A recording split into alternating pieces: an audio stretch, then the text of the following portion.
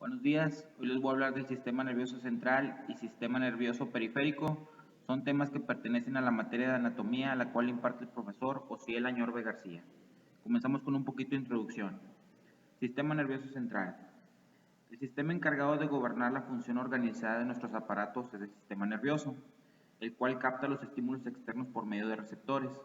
Los traduce a impulsos eléctricos que conduce al sistema nervioso central a través de un sistema de conductores o nervios, y así el sistema nervioso central elabora una respuesta enviada por los nervios y efectuada por otros sistemas o tejidos en respuesta al estímulo. Anatómicamente, el sistema nervioso central está formado por el encéfalo y la médula espinal, ambos compuestos por varios millones de células especializadas, llamadas neuronas, dispuestas ordenadamente y comunicadas entre sí y con los efectores por medio de prolongaciones denominadas axones y dendritas. Las neuronas se disponen dentro de un armazón con células no nerviosas, las que en conjunto llamaremos neuroglia. El sistema nervioso central está protegido por envolturas óseas y por envolturas membranosas. Las envolturas óseas son el cráneo y la columna vertebral. Las envolturas membranosas en conjunto, llamadas meninges, se denominan dura madre, aracnoides y pia madre. Encéfalo. Es parte del sistema nervioso central, situado en el interior del cráneo. El encéfalo es el órgano que controla todo el funcionamiento del cuerpo. Realiza un control voluntario e involuntario. También es el órgano del pensamiento y del razonamiento. Anatómicamente, el encéfalo está conformado por el cerebro, el cerebelo, la lámina cuadrigémina con los tubérculos cuadrigéminos y el tronco del encéfalo o bulbo raquídeo. Cerebro. Corresponde a la parte anterosuperior del encéfalo. Se sitúa apicalmente en un extremo o punta al tronco del encéfalo. Está formado por dos grandes hemisferios separados por la cisura interhemisférica, unidos en el fondo por el cuerpo calloso. Es la parte de mayor tamaño y se aloja en su totalidad dentro del cráneo. Su función es muy compleja, pues regula los movimientos voluntarios y la actividad consciente. Es el generador de ideas. Hace conexiones, archiva, realiza las funciones superiores, es el centro de las funciones intelectuales, equilibra al organismo con el medio ambiente. Está protegido por el cráneo, la dura madre, la pia madre y la aracnoides. Está formado por la sustancia blanca, que es la ramificación de las neuronas, y por la sustancia gris, que son los cuerpos neuronales que forman la corteza cerebral, que tiene una superficie aproximada de 285 centímetros cuadrados y su grosor es de 2 a 3 milímetros. El cerebro tiene el 2% del peso del cuerpo, consume el 25% del total de oxígeno y el 20% de la sangre que sale del corazón. En el cerebro se alojan entre 10.000 millones y 14.000 millones de neuronas. Por último, el cerebro está formado o se puede dividir en dos partes, que son el telencéfalo y diencéfalo. Cerebelo. Está localizado en la parte posterior y por debajo del cerebro. Sirve de puente junto con el bulbo raquídeo a los impulsos de la médula para que lleguen al cerebro. Entre sus funciones están el regular los latidos cardíacos, la presión arterial, la respiración, el equilibrio, coordina los movimientos musculares voluntarios como la marcha y la natación. Desde el punto de vista anatómico, la corteza del cerebelo se divide en una capa externa o molecular y una capa interna o granulosa. Entre ambas capas aparecen unas células denominadas células de Purkinje. Aunque las células de las dos capas cerebelosas corticales son de pequeño tamaño, no por ello dejan de ser neuronas. También se halla presente la neuroglia. Tubérculos cuadrigéminos. Los tubérculos cuadrigéminos o colículos cuadrigéminos están ubicados detrás del acueducto de Silvio y de los pedúnculos cerebrales, conocida también como lámina cuadrigémina. Esta estructura es la porción dorsal del techo del mesencéfalo. Está compuesta por dos partes de protrusiones salientes o extensiones naturales de un órgano, los tubérculos cuadrigéminos superiores e inferiores. Los tubérculos cuadrigéminos anteriores o superiores se denominan nates. Los posteriores o inferiores se denominan testes. Los anteriores actúan como centros para los reflejos visuales y los posteriores para los auditivos. En su estructura presentan la sustancia gris central recubierta por la sustancia blanca. Bulbo raquídeo. Es el más bajo de los tres segmentos del tronco del encéfalo. Es llamado también médula oblonga.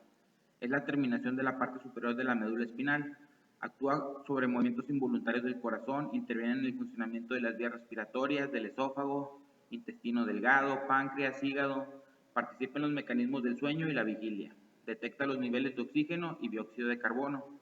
Una lesión puede producir un paro respiratorio. La médula espinal. La médula espinal es un órgano con forma de cordón que se encuentra en el interior de la columna vertebral, protegido por las vértebras y por las tres membranas denominadas meninges. Mide 45 centímetros de longitud y se extiende desde el agujero occipital del cráneo, ocupando casi los 2/3 superiores del conducto raquídeo, labrado en el espesor de la columna vertebral. Un corte de la médula tiene forma de H y en él se aprecian sus dos partes, la sustancia gris, que forma la parte interna, y la sustancia blanca en la parte externa. Morfológicamente, la médula espinal es similar en toda su extensión a cada lado de ella. Emergen troncos nerviosos llamados raíces espinales, dorsales y ventrales. Normalmente hay 31 pares de raíces espinales que se denominan según su relación con las vértebras. 8 cervicales, 12 dorsales, 5 lumbares, 5 sacras y un coxigeo. Las raíces abandonan el conducto raquídeo siguiendo los agujeros invertebrales, luego se reúnen, dan origen a una rama nerviosa dorsal y otra ventral. La médula espinal tiene dos funciones fundamentales. En primer lugar, es el centro de muchos actos reflejos.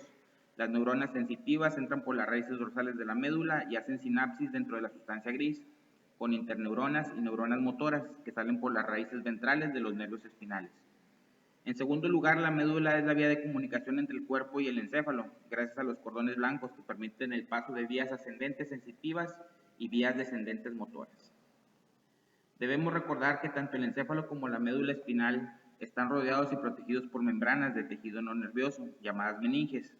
Estas son de afuera hacia adentro, la dura madre, la aracnoide y la pía madre. Continuamos con sistema nervioso periférico. El sistema nervioso periférico está formado por los nervios craneales y espinales que emergen del sistema nervioso central y que recorren todo el cuerpo, conteniendo axones de vías neuronales con distintas funciones, y por los ganglios periféricos, que se encuentran en el trayecto de los nervios y que contienen cuerpos neuronales, los únicos fuera del sistema nervioso central. Tanto el encéfalo como la médula espinal, elementos principales del sistema nervioso central, están unidos a los órganos sensoriales, a los músculos y a las glándulas a través de los nervios y ganglios que componen el sistema nervioso periférico. Este último está constituido o se encuentra relacionado con el sistema nervioso somático y con el sistema nervioso autónomo por medio de tres componentes: nervios craneales, nervios raquídeos y ganglios autónomos. Los nervios pueden ser sensoriales, que captan la información del exterior y la llevan al encéfalo o a la médula espinal, o nervios motores, que llevan la respuesta elaborada por alguno de los centros nerviosos hasta los diferentes órganos. Los nervios craneales son 12 pares que envían información sensorial procedente del cuello y la cabeza hacia el centro nervioso central. Reciben órdenes motoras para el control de la musculatura esquelética del cuello y la cabeza. Son 12 pares de nervios que salen de la base del encéfalo. Algunos de ellos están involucrados en los sistemas sensoriales del encéfalo, como los nervios olfatorios, ópticos y auditivos. Otros son exclusivamente vías motoras del encéfalo, como los nervios que dan movimiento al ojo, oculomotores y los faciales. Por último, están aquellos que tienen funciones mixtas, sensoriales y motoras.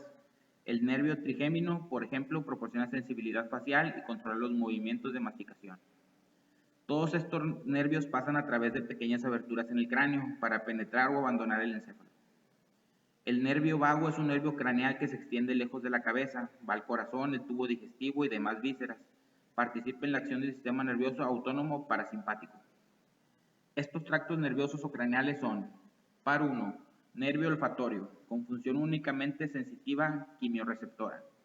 Par 2, nervio óptico, con función únicamente sensitiva fotorreceptora. Par 3, nervio motor ocular común, con función motora para varios músculos del ojo. Par 4, nervio patético, con función motora para el músculo oblicuo mayor del ojo.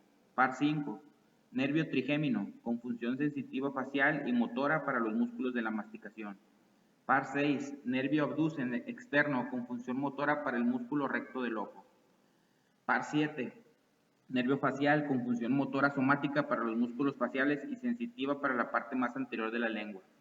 Par 8, nervio auditivo, recoge los estímulos auditivos y del equilibrio u orientación. Par 9, nervio glasofaríngeo, con función sensitiva quimiorreceptora y motora para faringe.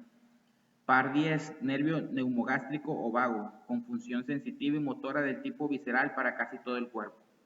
Par 11, nervio espinal, con función motora somática para el cuello y parte posterior de la cabeza. Par 12, nervio hipogloso, con función motora para la lengua. Continuamos con los nervios raquídeos, medulares o espinales. Son 31 pares de nervios. Cada miembro de la pareja va a una parte del cuerpo y salen por cada uno de los lados de la médula. Estos nervios salen en la médula en determinados intervalos.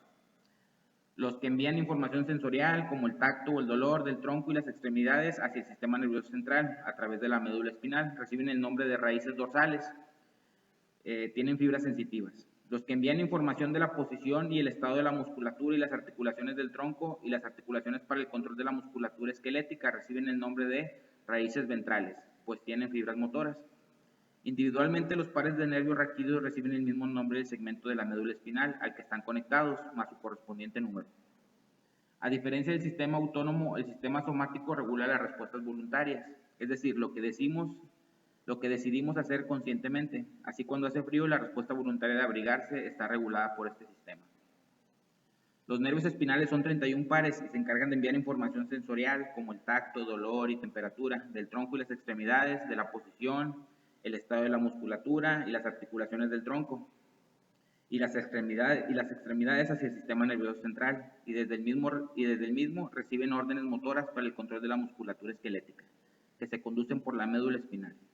Estos tractos nerviosos son 8 pares de nervios raquídeos cervicales, 12 pares de nervios raquídeos torácicos, 5 pares de nervios raquídeos lumbares, 5 pares de nervios raquídeos sacros y por último un par de nervios raquídeos coxígeos.